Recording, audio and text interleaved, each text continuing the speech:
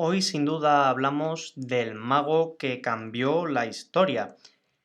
Probablemente estemos hablando del mago que todo el mundo conoce. Si pidiéramos en la calle a cualquier persona que pasase y le dijéramos, disculpe, ¿podría mencionarnos tres magos? Es muy probable que entre estos tres estuviera el hombre del que hoy vamos a hablar, un ilusionista que se transformó en héroe directamente. Hoy hablamos de una persona universal, hablamos de Eric Weiss. ¿Hein? Sí, lo he dicho bien, no son interferencias de las ondas radiofónicas, que ocurre, y este tipo de cosas ocurren. Pero no, hablo de Eric Weiss, porque el hombre que todos conocemos como Harry Houdini se llamaba originalmente Eric Weiss, y no era americano, era húngaro. Pero bueno, comencemos por el comienzo y principemos por el principio, o algo así. Eric Weiss nació en Budapest en 1874, pero a los 4 años de edad su familia y él se trasladaron a Wisconsin, a Estados Unidos, y su padre desde muy pequeño le animó a que viera circo, viera magia, y a los 9 años de edad, cuando empezó a interesarse por este mundo del ilusionismo, le gustó tanto que decidió con sus amigos formar un pequeño circo. Él actuaba bajo el nombre de Eric, el príncipe del aire. Suena potente, ¿eh? Suena como con ganas, con garra. Hacía de trapecista y de contorsionista en este pequeño circo. A los 12 años de edad aproximadamente, probó suerte en los circos cercanos de la zona para poder ayudar económicamente a su familia, que no iba del todo bien. No le fue mal, hay que decir que no le fue mal en el mundo circense, pero que tampoco era nada del otro mundo. A los 13-14 años de edad, un día consiguió un libro llamado Confidencias de un prestidigitador, de una persona, de un mago francés que desde entonces se empezó a convertir en su ídolo, Jean-Eugène Robert Houdin. Desde entonces no solamente se convirtió en su ídolo, sino que quiso adaptar su apellido de Robert Houdin al suyo y transformó ese Houdin, Houdin, que se escribiría en español, en Houdin I, poniéndole una I latina al final. Hay que decir que como marketing, bien, porque le puso una I final. Jean-Eugène Robert Houdin era la persona que en París en aquel momento estaba despuntando. De hecho, fue la persona que llevó la magia desde la calle a los teatros, pero no es la persona que nos incumbe hoy. Desde entonces empezó a apodarse Houdini. Claro, Houdini es un nombre con gancho, pero era solamente el apellido, le faltaba el nombre. En aquel momento, Harry Keller, que era otro mago muy famoso en Estados Unidos, estaba despuntando, estaba destacando mucho. Por lo tanto, Eric Weiss, el pequeño húngaro Eric Weiss, dijo, si yo cojo de aquí el nombre de Harry, parece que vengo de Harry Keller, que está a punto de retirarse. Cojo Houdini de Robert Houdin, que también está ahí en otro lado, voy a ser famoso, pero por narices, ¿no? O sea que como idea de publicidad está bastante bien. También es cierto que como mago no destacó especialmente, más allá de hacer las cosas bien, pero como tantos otros. Uno de los efectos más representativos que hacía él era el baúl metamorfosis, que empezó a hacerlo con su hermano como ayudante. Recordemos que venía de una familia muy humilde, pero eran 5 hermanos. O sea que era un montón, podía haber utilizado cualquiera en el baúl. La ilusión del baúl metamorfosis consiste en una transposición de persona. O sea, en este caso, el mago, Houdini, nuestro amigo Eric, era atado e introducido dentro de un saco que a su vez se metía dentro de un baúl. Hasta ahí todo bien. Todo el baúl estaba atado con cadenas y con candados, con cuerdas. Entonces el ayudante se subía encima del baúl, desenrollaba unas cortinas, subía las cortinas hasta cubrirse completamente. 1, 2, 3. Al bajar, las cortinas ya no eran el ayudante el que estaba allí, sino que era el propio Harry Houdini el que estaba sujetando las cortinas. Poco a poco liberaba el baúl, lo abría, había una persona dentro del saco y no era otra que su ayudante. Como efecto, creo que es muy potente. A día de hoy es un efecto que se sigue haciendo en los teatros y me parece muy interesante. En aquel momento, la ayudante de Houdini era una joven llamada Beatrice Ratner, que después se convirtió en su esposa. El amor, el estar compartiendo escenario, qué bonito. Es cierto que la rama del escapismo es la que lo catapultó a la fama, pero no solo del escapismo vive el hombre. Hace falta un poquito más de publicidad. Y la publicidad era algo que manejaba Harry Houdini a la perfección. Y diréis, ¿cómo se hace publicidad? Pues desde los carteles, que Houdini empezó a hacer carteles desde muy joven y carteles muy atractivos para la época. Yo creo que incluso si pusiéramos estos carteles a día de hoy en las rotondas, nos pararíamos a ver qué son, porque son carteles muy, muy llamativos, con mucho colorido y no era lo que estaba acostumbrada la gente de la época. Ya te digo, yo creo que a día de hoy funcionaría muy bien. Pero además de eso, imaginad que llegaba a un pueblo. Tenía actuación el sábado y llegaría pues una semana antes con tiempo para poder prepararlo todo y ver la ciudad, hacer la publicidad. ¿Cómo hacía la publicidad? Aquí la gente diría, pues no, pone un par de anuncios en Facebook, pone un anuncio en Google y ya está. No, no, no. Estamos hablando de principios, finales de los 1800 y principios de 1900.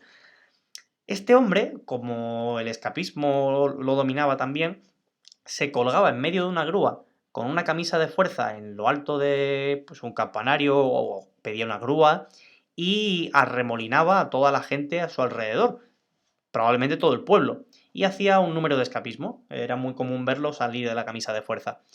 Claro, vemos a una persona en medio de una plaza, pongamos que en Nueva York, Times Square, le pones ahí en medio con una grúa y pones que empiece a hacer su escapismo, termina, la gente flipa porque hay peligro real, la gente está deseando ver qué pasa, termina, la gente aplaude y al final del escapismo dice, recordad que el sábado nos vemos en el teatro. Vamos, se acaba de cargar toda la publicidad en Facebook, en Google, en YouTube y en todas estas cosas que hacemos a día de hoy como publicidad para conseguir que todo el pueblo o toda la ciudad llegase al teatro. Me parece fascinante. Creo que podríamos utilizarlo a día de hoy, pero mucho. Un personaje que fue importante también en la vida de Harry Houdini, bueno, hubo varios personajes, pero uno de los personajes que fue bastante importante en la vida de Harry Houdini fue la persona que le dio la opción, quizá no la opción, sino la oportunidad de trabajar con él, de trabajar en un circo, que fue Martin Beck. Martin Beck fue un propietario y administrador de obras de teatro, estuvo construyendo un palacio en el que se representaron actuaciones y sin duda en una de las cartas de la esposa de Harry Houdini, de Bess, vemos cómo gracias a Martin Beck estuvo actuando en una serie de teatros, le dio una gira, o sea que ayudó bastante a que Houdini estuviera donde estuvo. Es cierto que Houdini se le ocurrió un montón, quiero decir, este hombre entrenaba 2, 3, 4 horas al día para estar lo suficientemente fuerte como para que en el escenario tuviera ánimo y se le viera fuerte, pues lógicamente fuerte. Entre los retos que él asumía, porque asumía muchos, en uno de ellos lo encerraron completamente desnudo en un en un carromato de presos hacia Siberia. Completamente desnudo, en Siberia, que tenía que tener, bueno, no vamos a dar detalles porque forma parte de la vida íntima de Houdini, pero en Siberia lo que viene siendo calorcito no creo que haya. Y el objetivo de esto es que Houdini se liberase en el menor tiempo posible. Tardó 28 minutos en estar completamente libre de las cadenas que le habían puesto, de las correas y del carromato especializado en presos. ¿Cómo hizo esto? Pues bueno, Houdini sabemos que tenía una habilidad desarrollada a lo largo de los tiempos, que era la de regurgitar objetos. Y diréis, ¿eso qué es? Porque suena asqueroso. Efectivamente, la habilidad que Houdini poseía era la de introducir objetos en su boca, llevarlas al estómago, mantenerlas ahí durante un tiempo y a su voluntad poder echarlas hacia afuera. Por lo tanto, ganzúas, llaves y artilugios que ayudasen a que él pudiera estar completamente libre, pues era lo que utilizaba en este tipo de escapes. Yo también me planteo. O sea, terminas de vomitar la ganzúa y las tienes que coger con la mano para quitarte las esposas. Eso no tiene que estar bonito. Seguramente no estaba bonito. Pero bueno, era su forma de vivir y la verdad es que lo hacía bastante, bastante bien. También hablamos de la semana pasada de que Houdini parecía ser un hombre de carácter, un hombre con cierta, digamos, poca clase social, poca amabilidad social, mejor dicho. Con Dai Vernon escribía que tenía mucho carácter y que no dejaba hacer magia a nadie porque quería retarlos a todos y quería ser él el gran Harry Houdini, mientras que los demás, pues bueno, eran personitas simples mortales que pasaban por allí. Lo demostró en muchas ocasiones, como hemos dicho, pero en una de las, quizá las pugnas más grandes que tuvo Harry Houdini en su historia fue contra los mediums, contra los farsantes. Houdini tuvo la desgracia de que pronto se murió su madre y él intentó por todos los medios contactar con ella y poder, pues eso, tener ese contacto con el más allá. Entonces visitó a muchos medium, a muchos espiritistas que estaban muy de moda en la época para intentar hablar con su madre, ponerse en contacto con su madre y no perderla porque estaban muy unidos. Problema. Pues hubo problema, que lógicamente toda esta gente lo que quería era estafar a Houdini y a todo lo que se le presentase. Por lo tanto, no solamente no consiguió hablar con su madre, sino que se encontró que estos medium, estos farsantes, lo único que querían era dinero y que se valían de herramientas como las de la magia, pero en vez de para entretener y para divertir, pues para ganar dinero y estafar a la gente. Por lo tanto, comenzó una lucha muy muy fuerte en la que invirtió esfuerzo, dinero en desenmascarar a toda esta gente que quería estafar al mundo, haciendo creer en el más allá y que podían ponerse en contacto con los familiares fallecidos. Entonces, bueno, aparte de escribir varios libros desenmascarando estos trucos, estos secretos que tenían los medium, hizo varias cosas. Pensad que estamos hablando de que en la Primera Guerra Mundial hubo miles de millones de muertos y que la gente estaba con muchas ganas de poder hablar con sus familiares. Y estamos hablando de 1914. Entonces, claro, es un problema porque todo el mundo quería o intentaba por todos sus medios estar pues eso, con el más allá. Es cierto también que se puso en contacto con varios medium, varias medium, y los mensajes literales que recibían eran raros. Una de las cosas que dijo Houdini a una de las medium, de las estafadoras que intentó ponerse en contacto, es que ese mensaje estaba en inglés y su madre jamás le había hablado en inglés. Su madre hablaba una mezcla de alemán, húngaro, pero su familia era judía, o sea que en absoluto se podía haber escrito un mensaje en inglés.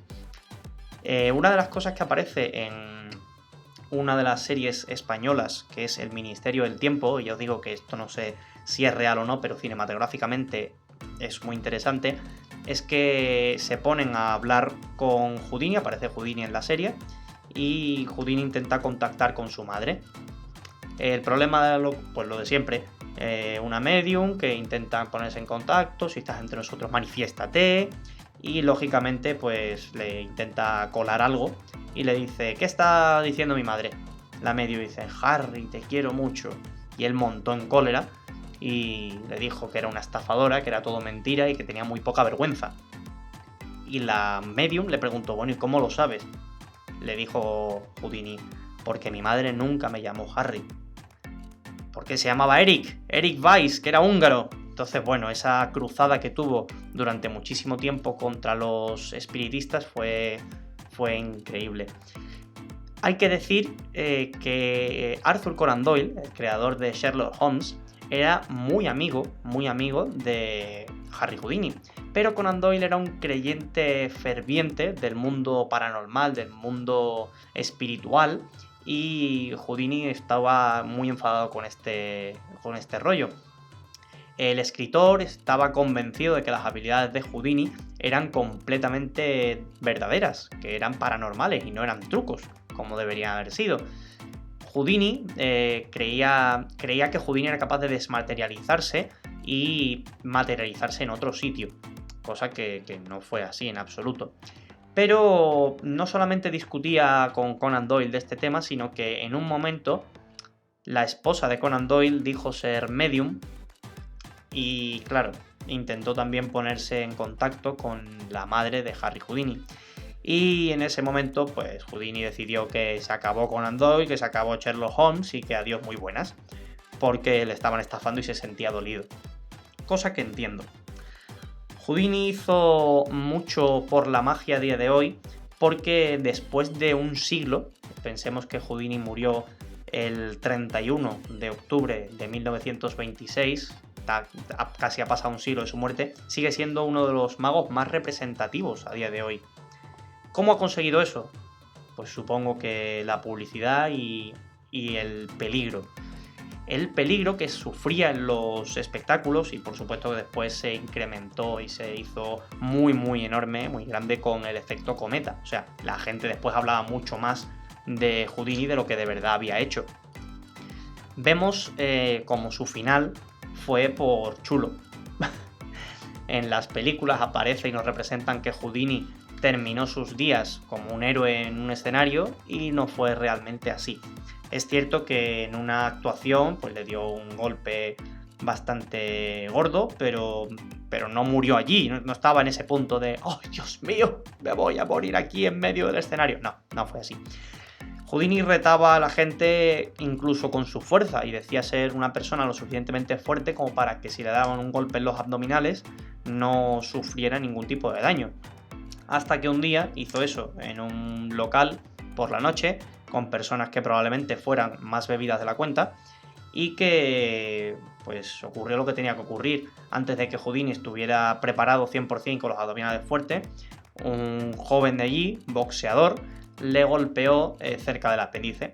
Por lo tanto, estuvo una semana muy enfermo porque le generó una peritonitis aguda que en aquella época no se trataba y a la semana y pico falleció.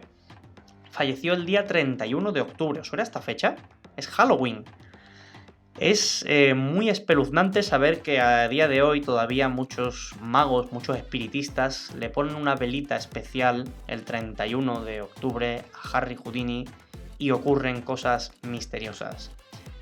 Yo no creo en lo paranormal, no soy un ferviente admirador de estos misterios, aunque me gustan como curiosidades, pero tengo que decir que a mí un 31 de octubre, después de venir de una sesión de espiritismo de unos amigos, me sucedieron en el coche cosas muy paranormales.